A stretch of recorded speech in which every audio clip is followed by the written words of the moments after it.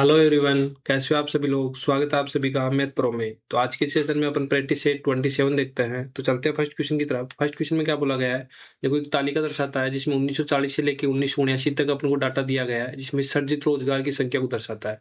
ठीक है, तो इस क्वेश्चन में क्या बोला गया है, पहले में किस 3 वर्षों में 1940 से लेकर 1979 की अवधि के दौरान औसत रोजगार सृजित की तुलना में अधिक रोजगार सृजित किया गया था। तो इस क्वेश्चन को देखो, इसमें क्या बोला गया है, सबसे पहले इसका एवरेज बताना है टोटल का, और फिर इसमें देखो कौन कौन से उस एवरेज से अधिक जा रहा है। तो सबसे पहले 1940 में देखें कितना है, 1940 में कितना है 70। फिर 1944 में बताओ मुझे कितना है 80। फिर 1950 में कितना है 60। फिर 1958 में कितना है 55। फिर 1970 में कितना है 90। और फिर आगे बताओ 1979 में कितना है 75। अब ये कितने टर्म है एवरेज निकालो, सबसे पहले इनका सम करेंगे। और कितने टर्म है 6 टर्म है, तो इनका मैं 6 टर्म से भाग दे दूंगा तो क्या निकल जाएगा मेरे पास एवरेज। तो इनका सम करूंगा तो कितना आएगा मेरे पास 430, और डिवाइड करूंगा मैं 6 से, तो कितना हो गया देखो 6 तो 42। फिर 7 से एक टाइम जाएगा, और फिर कितना हो गया 6। तो ये यहाँ से कितना आया अपने पास एवरेज 11.66। ठीक है, तो मुझे ये बताओ 11.66 से कौन कौन सा ईयर में सबसे ज्यादा है। तो ये देख दो 11.6 से कौन सा है 1944 ज्यादा है, एक देखो 1970 में ज्यादा है, एक कौन सा है 1979 में। तो 3 ईयर ज्यादा है, एक तो 1944, एक 1970 और एक 1979। कौन सा ऑप्शन दिख रहा है, ऑप्शन नंबर डी। ठीक है, नेक्स्ट चलते हैं क्वेश्चन नंबर 2 पे। क्वेश्चन नंबर 2 में क्या बोला गया है, देखो दिए गए विकल्प में सबसे अधिक रोजगार बताओ 3 वर्षों में सृजित किया गया। तो सबसे पहले अपन पहला ऑप्शन ले लेते हैं। तो 1940 में 1944 बताओ कितना है 80। ठीक है, और 1950 में मुझे बताओ कितना हो गया 60। और 1970 में बता दो मुझे कितना हो गया 90। अगर इनका एवरेज लूंगा तो 3 टर्म में, तो 3 से डिवाइड कर दिया। सबसे पहले इनको ऐड करना पड़ेगा, कितना हो जाएगा 230, और डिवाइड कर दिया मैंने 3 से। तो यहाँ से कितना आएगा मेरे पास 3 21, और कितना हो गया 6 और 6, 76.6। ठीक है, नेक्स्ट चलते हैं ऑप्शन 1979। 1979 में कितना है अपने पास 75। ठीक है, 75। 1940 में कितना है अपने पास 70। और 1944 में कितना है अपने पास 80। ठीक है, 75, 70 और 80 का सम कितना हो जाएगा, यहाँ से डिवाइड कर दूंगा मैं, कितना हो जाएगा यहाँ से 225, और डिवाइड कर दूंगा मैं 3 से। अगर इसे इससे भाग दूंगा तो कितना हो गया 3 और 3 5 15, कितना आ गया यहाँ से 75। नेक्स्ट ऑप्शन पर चलते हैं 1958। 1958 में कितना है अपने पास 55। ठीक है, 1970 में कितना है 90। एंड 1979 में कितना है 75। और एवरेज के लिए मैं 3 से डिवाइड कर दिया, तो यहाँ से सम कितना आ रहा है अपने पास 220, और डिवाइड कर दिया 3 से। ठीक है, तो यहाँ से कितना जाएगा 73.33। नेक्स्ट ऑप्शन चलते हैं ऑप्शन नंबर 4 में। ऑप्शन नंबर 4 में क्या बोला देखो 1940 में कितना है 70। और 1944 में कितना है 80। एंड 1958 में कितना है 55। एवरेज निकालने के यहाँ से मैं 3 से डिवाइड कर दिया, और यहाँ से सम कितना जाएगा अपने पास 205 को डिवाइड कर दिया 3 से, तो यहाँ से सम कितना आ रहा है अपने पास एवरेज 68.33। तो यहाँ से मुझे ये देख के बताओ सबसे अधिक औसत किस कौन से ईयर में मिल रहा है।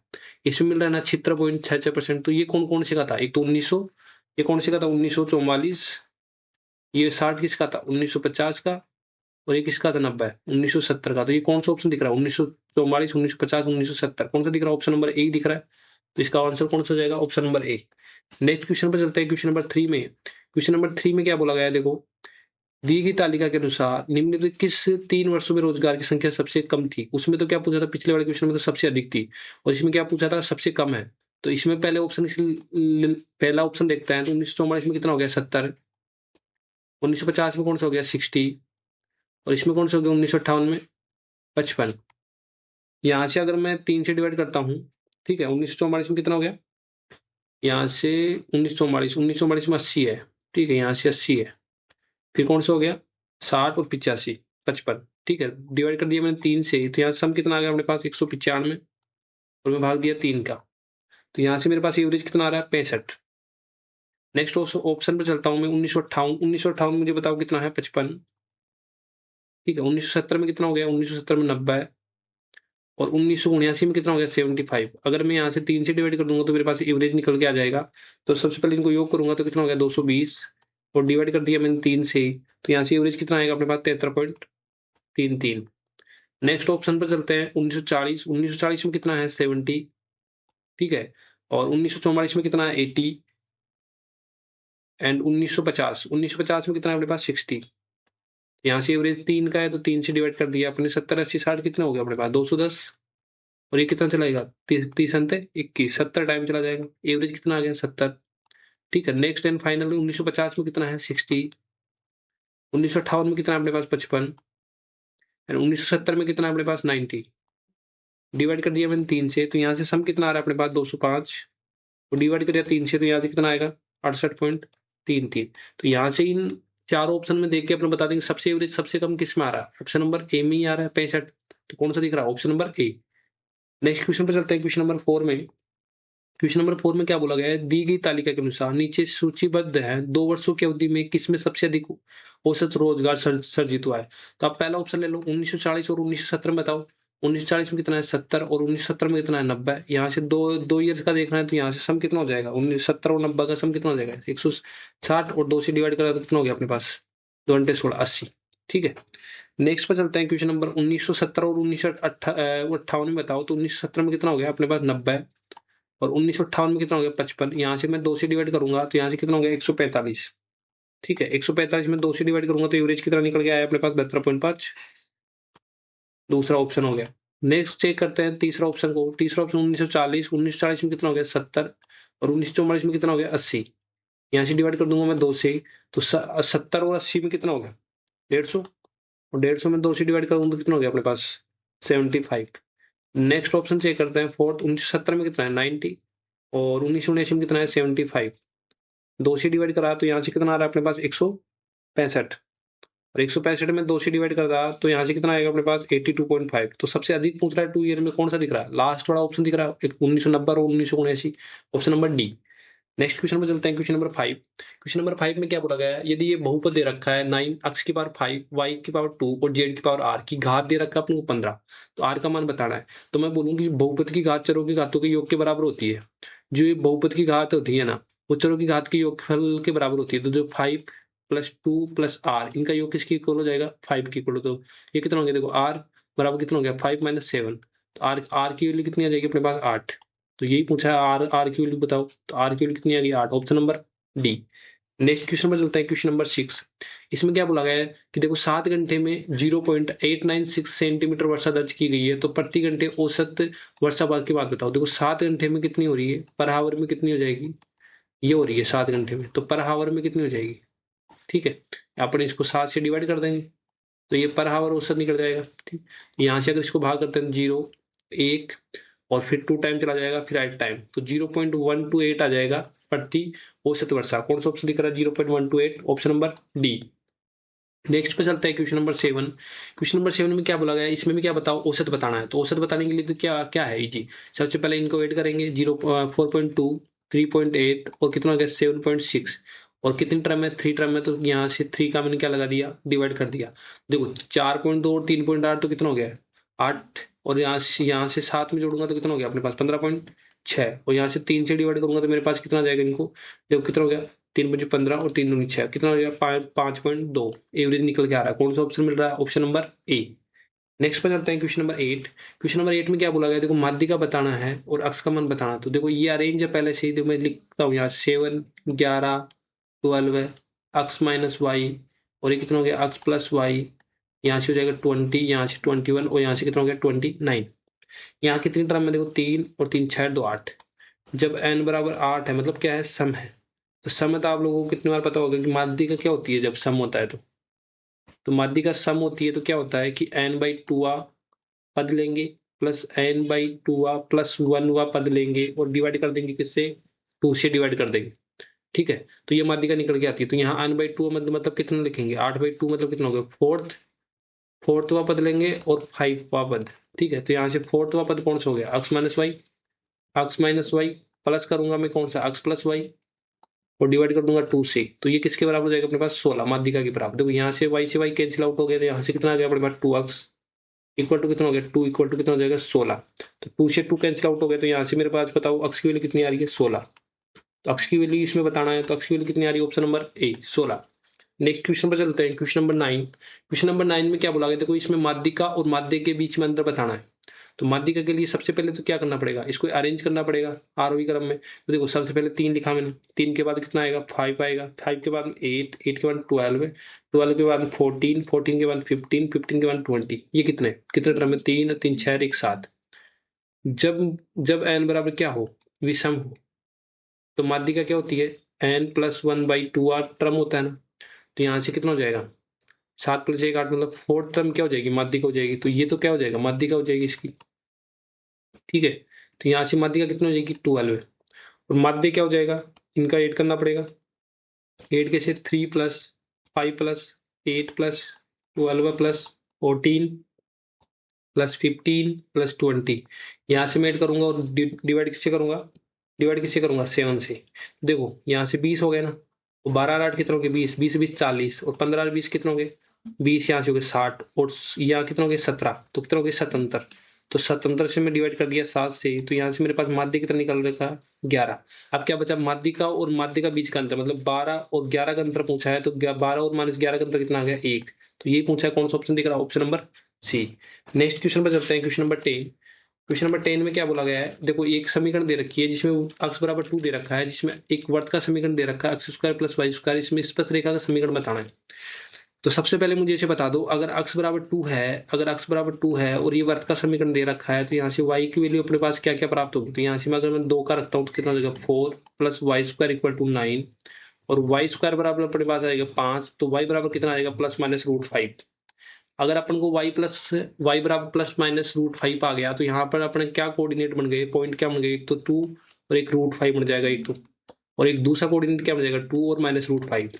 ठीक है, तो स्पर्श रेखा का समीकरण जब पॉइंट दिया हुआ हो, ठीक है, स्पर्श रेखा का समीकरण पता होना चाहिए। स्पर्श रेखा का समीकरण समीकरण जब जब x1 और y1 आपको पॉइंट दिया हो, गिवन हो, ठीक है, तो क्या होता है, स्पर्श रेखा का समीकरण यहाँ लिख लेना, मैं रेड पेन से लिख रहा हूँ।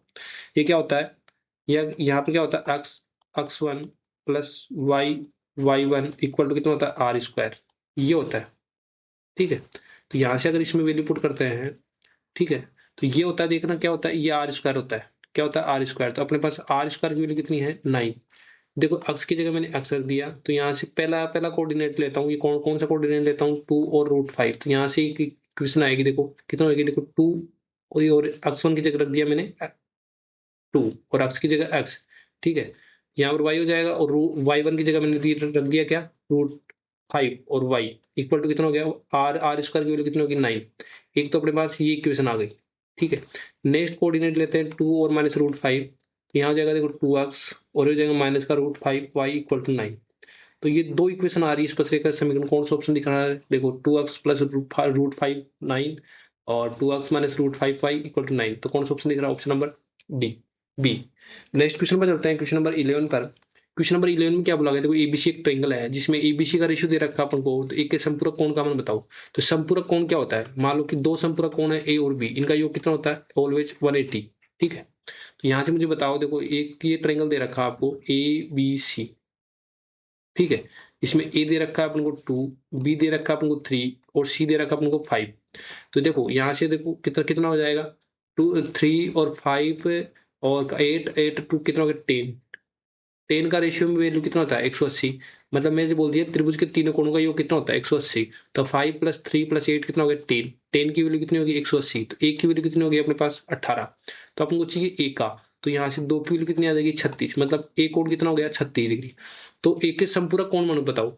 अगर मुझे ऐसे बता दो एक कोण 36 है, तो दूसरा कोण कितना हो जाएगा 180 - 36 हो जाएगा। ठीक है, तो 180 - 36 कितना हो जाएगा, तो संपूरक कोण कितना हो जाएगा एक का संपूरक कोण कितना हो जाएगा 180 - 36 कितना हो गया 144। तो कौन सा ऑप्शन दिख रहा है, option number D. Next question पर चलते हैं, क्वेश्चन नंबर 12 है। इसमें क्या बोला गया है, तो एक वर्ताकार पार्क का क्षेत्रफल अपन को दे रखा है 1386 मीटर स्क्वायर। यदि पार्क के चारों ओर और अंदर 7 मीटर चौड़ा रास्ता बनाया जाता है, तो रास्ते का क्षेत्रफल बताओ। तो इस रास्ते का क्षेत्रफल निकालने के लिए क्या बोला गया, जैसे एक सर्कल है, ठीक है, और इसके अंदर क्या बनाया गया, एक सर्कल बनाया गया। ठीक है, इसके अंदर एक सर्किल बनाया गया, तो ये रास्ता है 7 मीटर चौड़ा है। कितना मीटर है 7 मीटर चौड़ा है, और इस रास्ते का अपन को क्षेत्रफल बताना है। ठीक है, अब इस रास्ते का क्षेत्रफल कैसे निकालेंगे, इस रास्ते का क्षेत्रफल निकालने के लिए आप मुझे बताओ तो कैसे निकालेंगे। तो यहाँ से अभी सभी लोग देखेंगे, तो रास्ते का क्षेत्रफल, तो रास्ते का क्षेत्रफल कैसे निकालेंगे, इस जो बड़े वर्त का क्षेत्रफल है, जो बड़े वर्त का क्षेत्रफल है, उसमें से अगर मैं माइनस कर दूंगा छोटे वर्त का क्षेत्रफल, तो क्या आ जाएगा अपने पास छोटे वर्त का क्षेत्रफल। तो यहाँ से अपने पास क्या आ जाएगा रास्ते का क्षेत्रफल आ जाएगा। तो यहाँ से बोला गया कि वर्त का क्षेत्रफल, मतलब इस बड़े वाले वर्त का क्षेत्रफल दे रखा है अपन को, पाई आर स्क्वायर इक्वल टू कितना दे रखा है 1386। तो यहाँ से अपन आर की वैल्यू निकाल लेंगे, ठीक है। तो यहाँ से आर की वैल्यू निकालेंगे तो कितना हो गया, पाई की value 22/7 into R square equal to कितना हो गया 1386।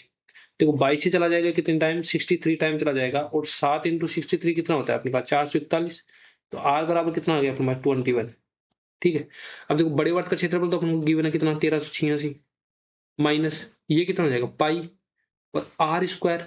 देखो इसमें से ये छोटे वर्त का जो जो रेडियस होगी वो क्या होगी, ये टोटल कितनी है बड़े वर्त की, बड़ी वर्त की कितनी है 21, और ये कितनी है 7। मतलब 21 में से क्या निकालूंगा मैं, 7 माइनस निकालूंगा ना, 21 में से, मतलब पाई आर स्क्वायर होता है तो 21 माइनस 7 का होल स्क्वायर हो जाएगा, ठीक है। तो यहाँ से कितना हो गया 1386, पाई का मैंने रख दिया 22/7, और 21 माइनस 7 कितना होता है 14, 14 से स्क्वायर कितना हो गया 14 इंटू 14।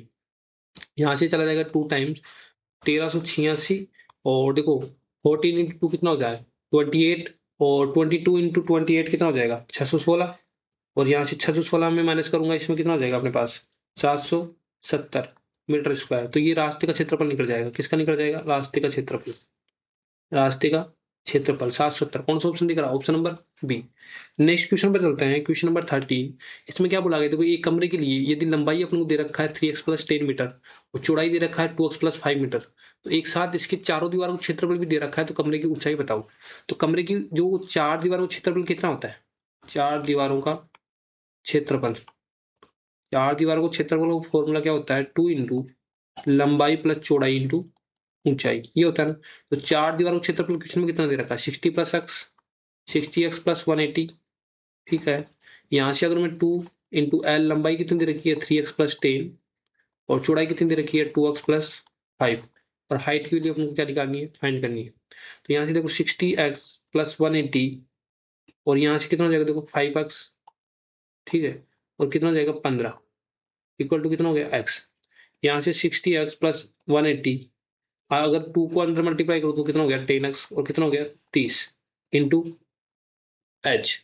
एक तो तरीका है कि अपन इस पे कॉमन लेके करें, दूसरा तरीका देखो 60x है यहाँ पर 180, अगर मैं बोथ साइड में किससे गुणा कर दूं 6 से गुणा कर दूं, इधर भी गुणा कर दूं 6 है 6 से, और इधर भी गुणा कर दूं 6 से, तो यहाँ से कितना हो जाएगा देखो 10x + 3 इंटू कितना हो जाएगा h। तो इसको तो सेम रहने दो 60 + 180, ठीक है। यहाँ से कितना हो जाएगा 60x, और यहाँ कितना हो गया 36 18, और देखो इंटू एच।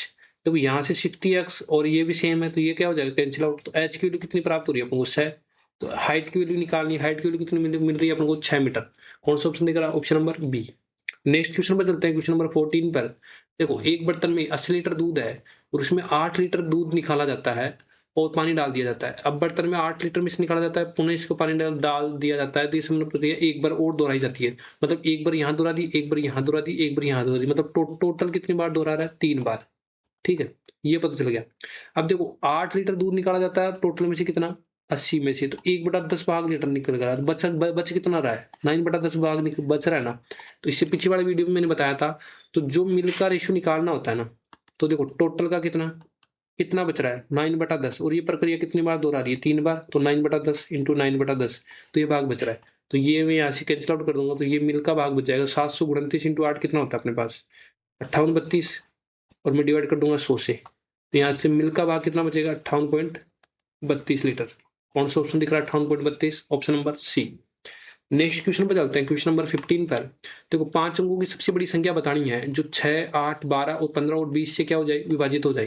तो 5 अंकों की सबसे बड़ी संख्या बताओ पहले, तो 9 9 9, और ये हो जाएगी 5 अंकों की सबसे बड़ी संख्या, ठीक है। अगर इससे विभाजित करना है तो सबसे पहले इनका एलसीएम लेना पड़ेगा, तो इनका एलसीएम कितना हो जाएगा अपने पास 120। तो देखो अगर अपन इससे विभाजित करते हैं 120 से, तो कौन सी संख्या बड़ी आती है, देखो यहाँ से अगर मैं इसके सोल्व करता हूँ तो कितना हो जाएगा 12 × 96 960। यहाँ से कितना हो गया 9 × 3 × 9, तो ये 3 टाइम जाएगा, कितना हो गया 360। यहाँ से कितना हो गया 9 और 3 × 9, यहाँ से फिर से कितना जाएगा 360। अगर ये संख्या होती तो ये पूरी पूरी तरह क्या हो जाती विभाजित होती, लेकिन ये संख्या नहीं, इसमें कितना शेषफल बच रहा है 39। तो वो 5 अंकों की सबसे बड़ी संख्या होने के लिए 39 कम होगी इसमें से, ठीक है। तो ये संख्या बचेगी अपने 5 अंकों की सबसे बड़ी संख्या जो 6 18 6 8 12 15 और किससे विभाजित होगी 20 से विभाजित होगी। तो ये कौन सी संख्या है, कौन सा ऑप्शन दिख रहा है, ऑप्शन नंबर डी, ठीक है, नेक्स्ट क्वेश्चन पर चलते हैं, क्वेश्चन नंबर 16 में। क्वेश्चन नंबर 16 में क्या बोला गया है, न्यूनतम संभावित संख्या बताओ जो 16, 19 और 23 में क्या घटाया जाए लेकिन जो परिणामी संख्या है निरंतर समानुपात में रहे। निरंतर समानुपात मतलब क्या होता है, 16:19 और 19:23 इसमें रहे। ठीक है, तो सबसे पहले एक ट्रिक देख लो कि अगर इस ऐसे वाले क्वेश्चन होना है, ऐसे वाले क्वेश्चन, तो इसमें क्या करना पड़ेगा, सबसे पहले अपन को इन दोनों का डिफरेंस देखो, आप इन दोनों का डिफरेंस बताओ कितना है, 3। फिर इन दोनों का डिफरेंस बताओ मुझे कितना है यहाँ पर, 4। ठीक है, अब क्या करना पड़ेगा, जो ये डिफरेंस है ना, जो ये 4 का डिफरेंस है, इसको तो पहले से गुणा कर दो। मतलब कैसे लिख दो, 16:4 इसका रेशियो ले लो। फिर जो ये पहला वाला है इसको थर्ड वाले रेशियो से गुणा कर दो, कितना हो गया, 3:19। तो ये कितना हो जाएगा, 16×4 = 64 और ये कितना हो जाएगा, 29:57। ठीक है, अब यहाँ रेशियो का अंतर कितना होता है, 1 रेशियो का अंतर है ना, और यहाँ पर रेशियो का अंतर कितना है, 7। ठीक है, तो 1 रेशियो की वैल्यू कितनी आ गई, 7। ठीक है, तो यहाँ पर अगर 2 रेशियो होता तो यहाँ पर अपन 1 रेशियो में कन्वर्ट कर ले, तो जो 1 रेशियो की वैल्यू आ जाएगी वही क्या हो जाएगी, वो संख्या घटाई जाने पर वो प्राप्त संख्या हो जाएगी। तो कौन सा ऑप्शन निकला है, ऑप्शन नंबर बी। एक तो ये तरीका है ट्रिक से। दूसरा तरीका कैसे कर सकते हैं, ऑप्शन से। ऑप्शन से कैसे सोल्व करेंगे, देखो इसको, इसको कैसे लिख सकते हैं, 16/19 और रेशियो ऑफ कितना हो गया, 19/23। अब देखो इसमें से क्या घटाया जाए, मान लो कि अपने ऑप्शन में 7 घटा रहे, तो 16 में से 7 घटाया और 19 में से 7 घटाया, तो इनका रेशियो क्या होना चाहिए, नियंत्रण समानुपात में होना चाहिए। तो 19 में से 7 घटाया और 23 में से 7 घटाया, देख लो बराबर आ रहा है नहीं यार।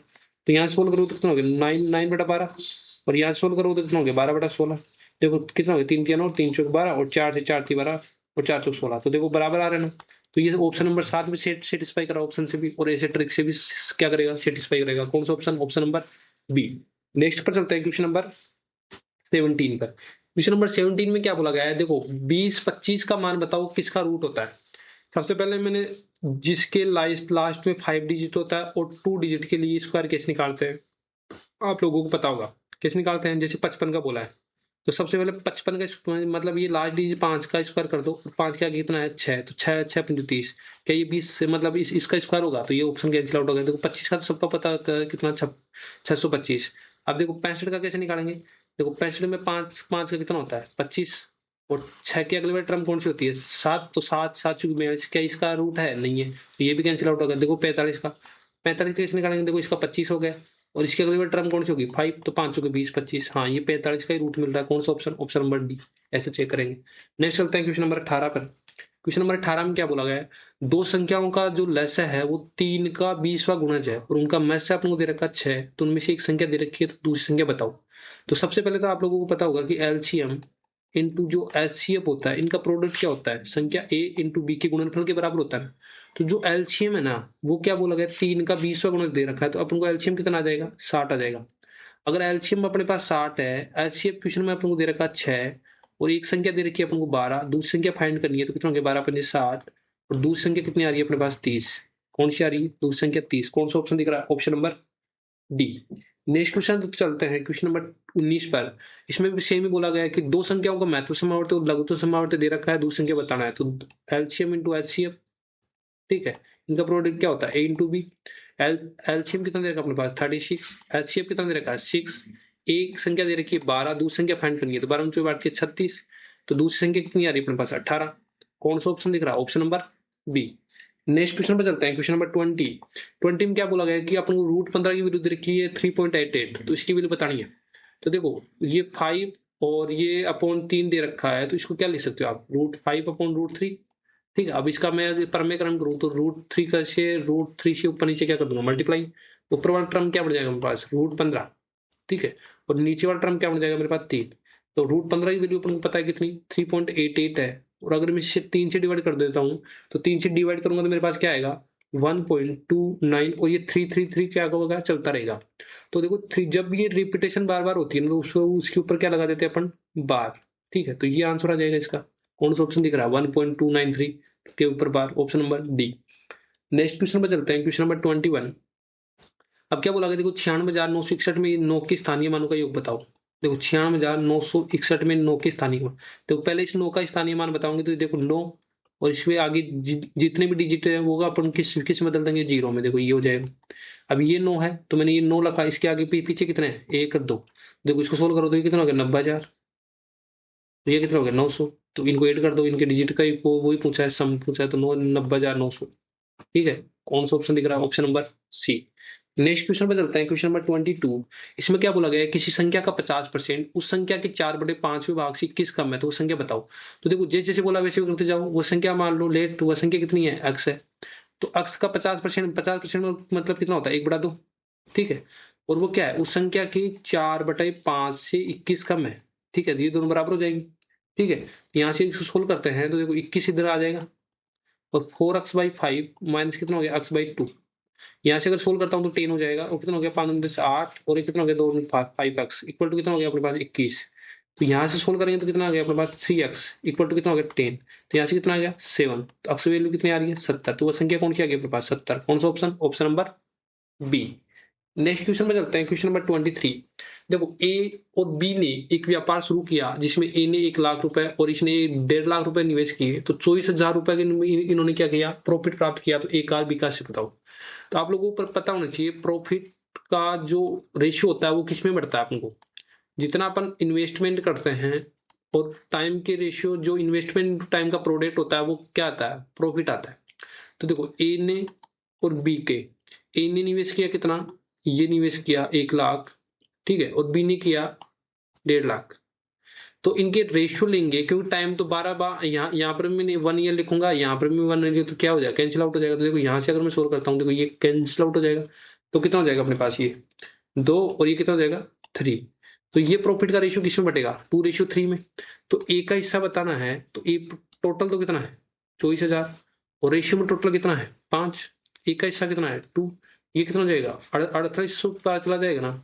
तो ए का विषय कितना आ जाएगा? 9600। तो एक का हिस्सा कितना आ गया? 9600। एक तो अपने ये तरीका है कि अपन देखो ऑप्शन नंबर सी में दिख रहा है एक का हिस्सा, तो इसको टिक करके आगे बढ़ जाएंगे। अगर दूसरा कैसे निकालेंगे? एक तरीका तो है, जो 24,000 है ना, उसमें से अपन 96 से माइनस कर देंगे, तो अपने पास आ जाएगा 14,400। ठीक है, तो ये बी का हिस्सा आ जाएगा। इस प्रकार से इस क्वेश्चन को सोल्व कर सकते हैं। नेक्स्ट क्वेश्चन पे चलते हैं, क्वेश्चन नंबर 24। देखो इस वाले क्वेश्चन में क्या बोला गया है? इस वाले क्वेश्चन में देखो, एक विक्रेता ने 10 रुपए और 6 की दर से केले खरीदे, 6 रुपए और 4 की दर से बेचते, प्रतिशत लाभ हानि बताओ। देखो इस प्रकार के क्वेश्चन में देखो, तो आप कैसे कैसे करोगे? रुपए अपॉन क्वांटिटी लिखोगे, रुपए अपॉन जितनी क्वांटिटी दी हुई है उसको लिखोगे। तो इसको कैसे लिखेंगे? सबसे पहले ऊपर रुपए लिखेंगे।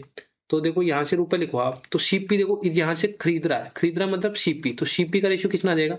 रुपए, रुपए कितने हैं? 10, और दर कितनी है, मतलब क्वांटिटी कितनी है? 6 की दर से, तो रुपए अपॉन क्वांटिटी लिख दिया मैंने। और बेच कितना रहा है, मतलब बेचना मतलब एसपी, तो रुपए कितना है यहाँ पर? 6, और यहाँ पर कितना हो जाएगा? दर मतलब 6, 4। तो यहाँ से रेशियो ले लो, तो यहाँ से रेशियो ले लूंगा, तो यहाँ से क्रॉस मल्टीप्लाई कर दूंगा, तो कितना हो गया? 40, और यहाँ से कितना हो गया? 36। सीपी और एसपी का रेशियो आ जाएगा ना। तो यहाँ सोल्व सोल्व करो, 4 से 10 बार, 4 से 9 बार। तो यहाँ से बताओ लॉस हो रहा है खानी, तो लॉस हो रहा है। ठीक है, यहाँ से एक का लॉस हो रहा है 10 पर, और परसेंटेज के लिए 100, तो कितना हो जाएगा अपने पास? 10% का क्या हो रहा है? लॉस हो रहा है। कौन सा ऑप्शन दिख रहा है? Option number D. ठीक है, नेक्स्ट क्वेश्चन पे चलते हैं, क्वेश्चन नंबर 25। ये इसी पर बेस है, रुपए अपॉन क्वांटिटी। तो इसको कैसे सोल्व करेंगे? देखो सबसे पहले रुपए लिखोगे, तो रुपए कितना है? 2। तो सीपी बता दूं मुझे यहाँ से 2/3, रुपए अपॉन क्वांटिटी लिख दिया, और एसपी कितना हो गया? रुपए कितना है? 3, और क्वांटिटी कितनी है यहाँ पर? 2 की। तो यहाँ से रेशियो लेंगे तो कितना हो गया? देखो 4, और रेशियो कितना हो गया? 9। तो यहाँ से कितना परसेंट का प्रॉफिट हो रहा है? 5 पर।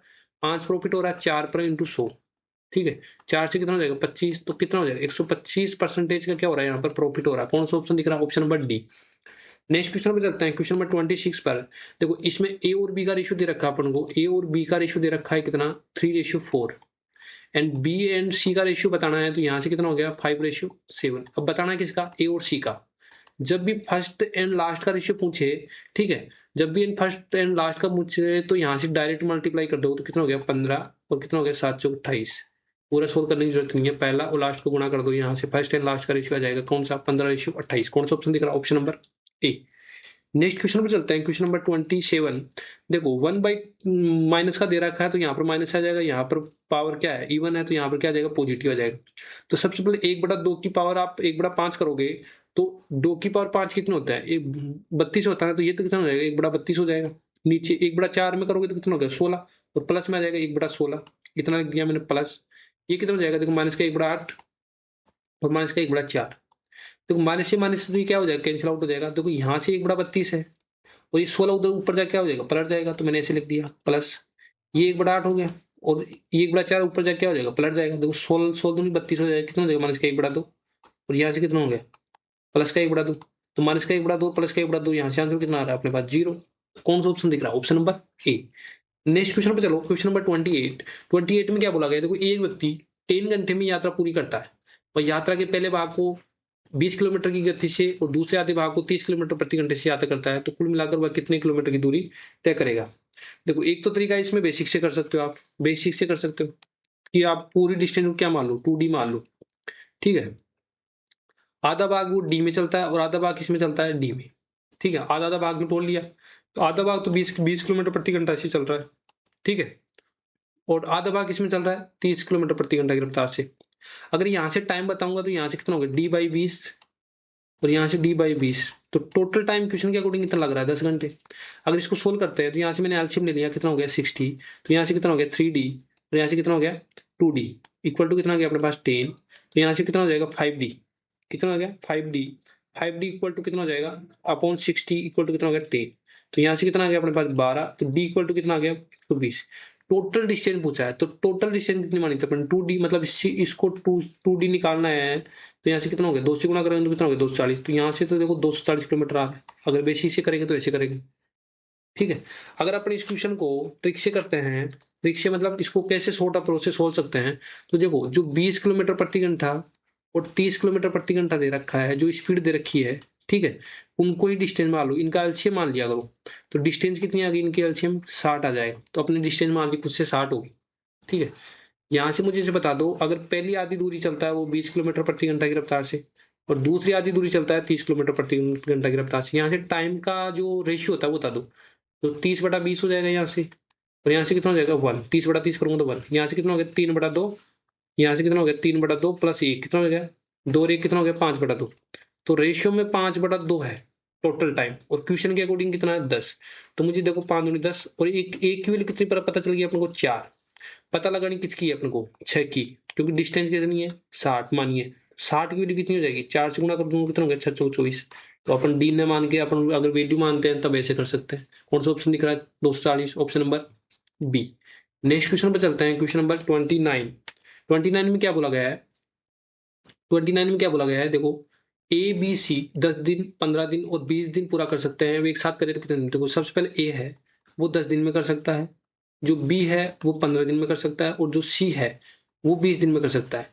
तो सबसे पहले इनका काम क्या होता है, एलसीएम लेना। तो यहाँ से एलसीएम लोगे तो कितना हो जाएगा अपने पास 60, तो यहाँ से कितना हो गया 6, यहाँ से कितना हो गया 15 चौके 60 और कितना हो गया 20 के 60। ये इनकी एफिशिएंसी का रेशियो आ गया। तो तीनों मिलकर कितने दिन में करेंगे, तीनों मिलकर कितने दिन में करेंगे, 6 4 10 कितना हो गया 13। तीनों मिलकर कितने करेंगे 13, 13 से डिवाइड करूंगा तो कितना हो गया 13 चौक 52 और 8/13। इतने दिन में क्या कर लेंगे, तीनों मिलकर ये काम कर लेंगे। कौन सा ऑप्शन दिख रहा है, option number C. Next and final question पे चलते हैं 30 पर। ए कार्य 40 दिन में पूर्ण कर सकता है, तो सबसे पहले लिख लिया ए कार्य कितने दिन में कर सकता है 40 दिन में। फिर ए और दोनों मिलकर कितने दिन में करेंगे 30 दिन में करेंगे, यहाँ से 30 लिख दिया। अब सबसे पहले इतना हो गया, तो सबसे पहले इनका टोटल वर्क निकालेंगे, मतलब एलसीएम निकालेंगे। तो यहाँ से एलसीएम दिख रहा है 120, तो कितना हो गया 4 3 12 और कितना हो गया 3 चौक 12। अगर ए अकेला 3 कार्य करता है तो ये 3 हो गया, तो यहाँ पर 4 कराना है, तो इसकी एफिशिएंसी कितनी होगी 1। तो ऐसे बोला बी अकेला उस कार्य को कितने दिन में करेगा, तो यहाँ से बी की एफिशिएंसी बताओ कितनी है 1। तो एफिशिएंसी में अगर टोटल वर्क का भाग दूंगा तो कितना आगे दिन आएंगे, तो 120 दिन। कौन सा ऑप्शन दिख रहा है, ऑप्शन नंबर सी। तो आज की वीडियो में इतना ही। अगर आपको वीडियो पसंद आता है तो आप कमेंट बॉक्स में जरूर बताइएगा कैसा कैसा लगा आपका, जो भी ओपिनियन होता है इसमें क्या ऐड करना चाहिए क्या नहीं ऐड करना चाहिए। तो तब तक मिलते हैं नेक्स्ट वीडियो में। Thank you for watching this video.